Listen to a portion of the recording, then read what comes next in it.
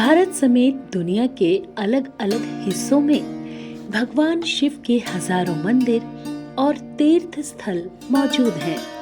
भगवान शिव के सभी मंदिर और तीर्थ स्थलों का अपना अलग महत्व है, जो अपनी धार्मिकता और भक्तों की आस्था के कारण दुनिया भर में प्रसिद्ध हैं। और इन्हीं में से एक है नेपाल का श्री पशुपतिनाथ मंदिर। नेपाल का श्री पशुपतिनाथ मंदिर भगवान शिव के 12 ज्योतिर्लिंग में से ही एक माना जाता है।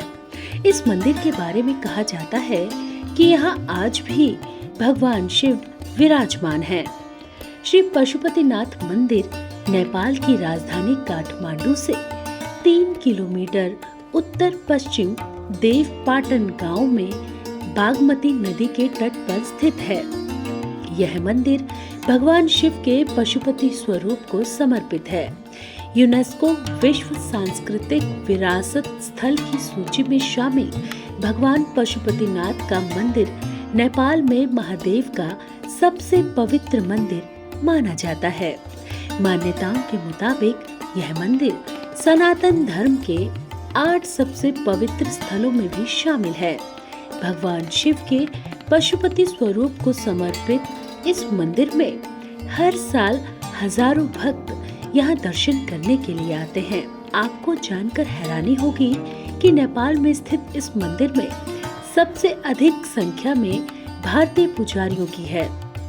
यह परंपरा सदियों से चली आ रही है कि मंदिर में 4 पुजारी और एक मुख्य पुजारी दक्षिण भारत के ब्राह्मणों में से रखे जाते हैं।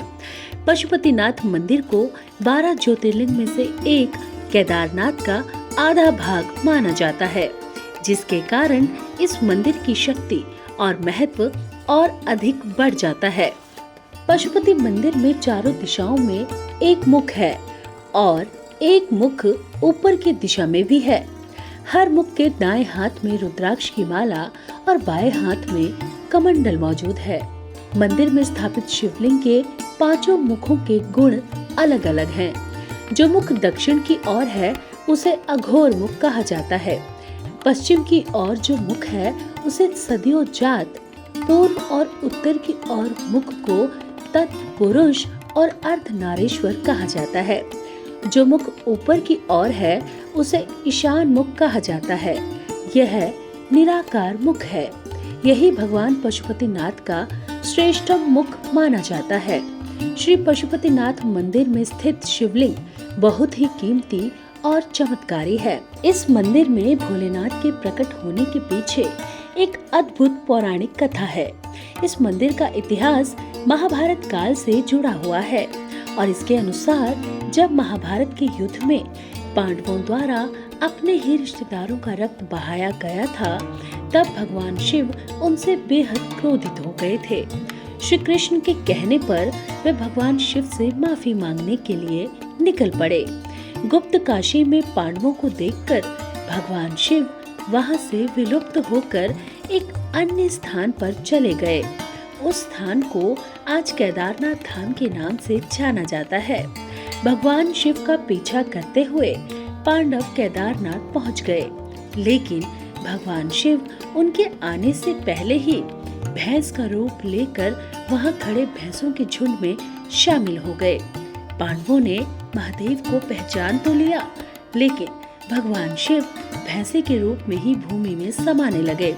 इस दौरान भीम ने अपनी ताकत के बल पर भैंसे रूपी महादेव को उनकी गर्दन से पकड़कर धरती में समाने से रोक लिया। भगवान शिव को अपने असल रूप में आना ही पड़ा और फिर उन्होंने पांडवों को क्षमादान दे दिया।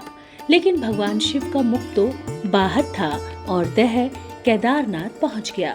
जहां उनका देह पहुंचा वह स्थान केदारनाथ और उनके मुख वाला स्थान पशुपतिनाथ के नाम से प्रसिद्ध हुआ।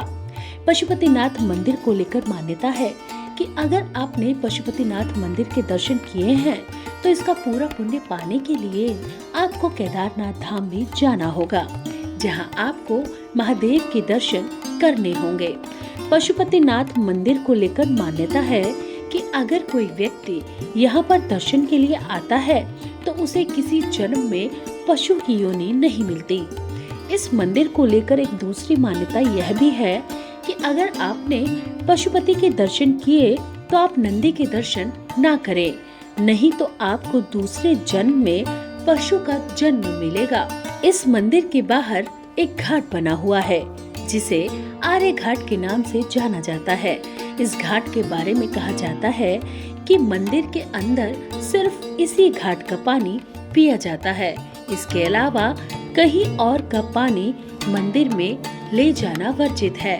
आप भी अपने जीवन काल में एक न एक बार नेपाल में स्थित पशुपतिनाथ के इस मंदिर में जरूर जाएं और भगवान शिव का आशीर्वाद पाएं। ओम नमः शिवाय। आप हमारे संत वाणी चैनल को सब्सक्राइब करें, वीडियो को लाइक करें, शेयर करें और हाँ, बेल आइकन पर क्लिक करना बिल्कुल ना भूलें ताकि हमारी किसी भी वीडियो की सूचना सबसे पहले आपको मिले।